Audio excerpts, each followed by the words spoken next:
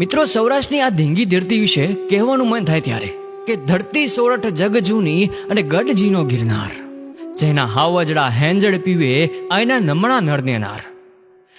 મિત્રો, સૌરાષ્ટ્રની ધરતી એ અનેક શૂરવીરો આપ્યા છે, અનેક દાતારો આપ્યા છે, અને એટલા માટે જ સૌરાષ્ટ્રની ધરતી માતાને ક્યારેય ઠપકો નથી આપવો પડ્યો કે જનની જળ તો ભગત જળ કા દાતાર કા શૂર, નહીતર રેંજે વાંજળી તું તારું મત ગુમાવીશ નૂર.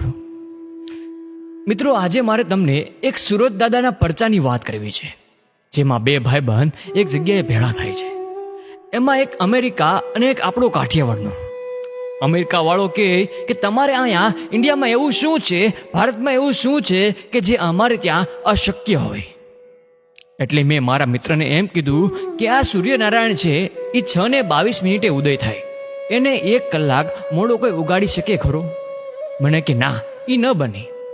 મેં કીધું અમારે ભારતમાં એ સત્ય ઘટના બનેલી છે અને અમારે અહીંયા એ બની શકે.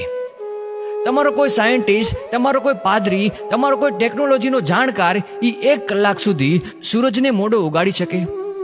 તો મને કે ના, અશક્ય, અસંભવ, બને જ નહીં કોઈ દિવસ. મેં કીધું અમારે બન્યું છે ભારતમાં, એમાંય વળી સૌરાષ્ટ્રની ધરતી ઉપર. મિત્રો, મામડિયા માતાની દીકરી, નામ એનું આવડ. એ કુલ 7 બહેનો છે, એમાં સૌથી મોટી આવડ અને સૌથી નાની જાનબાઈ, અને એક ભાઈ પણ છે. તે ભાઈ ભાદરવા મહિનામાં પહેું ચારવા માટે જાય છે. મિત્રો, તમને તો ખબર જ હશે કે ભાદરવા મહિનામાં સાપના ઝેરની બહુ વધારે અસર થાય છે, અને એણે વાડીમાં શીબડાના વેલામાં શીબડું લેવા માટે ઝોટો માર્યો. એ વેળા તો ભાદરવા મહિનાના તડકામાં શીબડાના વેલામાં સંતાણેલા નાગે એને ડંખ માર્યો હો ભાઈ, અને હાથમાંથી લોહીની ધાર થઈ હો બાપ. તરત જ એનું શરીર લીલુંછમ થઈ ગયું. છોકરાઓએ રોહિશાળામાં જઈને ખબર આપી કે વીરાને એરું કરડ્યો છે, પણ એની બેનડીને તો ભાઈ કેટલો વાલો હોય. વાત સાંભળતા જ 7 બહેનોએ ગડગડતી દોટ મૂકી ભાઈ તરફ, જેમાં આવડ, જોગડ, ચોગડ, હોલબાઈ, પીજબાઈ, સાસાઈ અને જાનબાઈ. પોતાના વીરાનું માથું ખોળામાં લઈને આવડમાએ નાડી ચેક કરી તો ખબર પડી કે બ્રહ્મરત્નમાં ભાઈનો જીવ અટકી ગયો છે.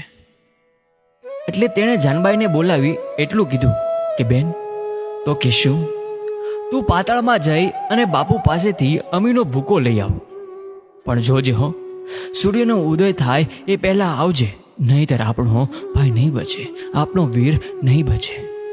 પણ જાનબાઈને આવતા વાર લાગે છે. એટલે આકાશમાં ધીરે ધીરે અજવાળું થવા લાગ્યું. એટલે આવડના હૈયામાં ફાળ ઉપડી કે જાનબાઈને કેમ વાર લાગી? જાનબાઈ કે ખોટી તો નહીં થઈ હોય ને, ક્યાંક લૂલી તો નહીં થઈ હોય ને? અને આ તો આવડના શબ્દો મોઢામાંથી નીકળ્યા ત્યાં તો જાનબાઈ એક પગે લૂલી થઈ ગઈ. અને એને આપણે આજે ગુજરાતમાં ખોડિયાર તરીકે ઓળખીએ છીએ. સાચું નામ તો એનું ખોડી આઈ છે. એટલે કે હવે જાનબાઈ ખોડી થઈ ગઈ. આવતા વાર લાગી એટલે સૂરજ દાદાએ કિરણો કાઢવાની તૈયારી કરી હો ભાઈ. ત્યાં જ આવડે પોતાના ખંભે જે લોબડી હતી એ લોબડી સૂરજ નારાયણની સામે ગોળ ફેરવી આંચ ઉતારી, અને આવડે લાંબા હાથ કરીને કીધું, એ સૂરજ નારાયણ, મારા ભાઈને સાપ કરડી ગયો છે.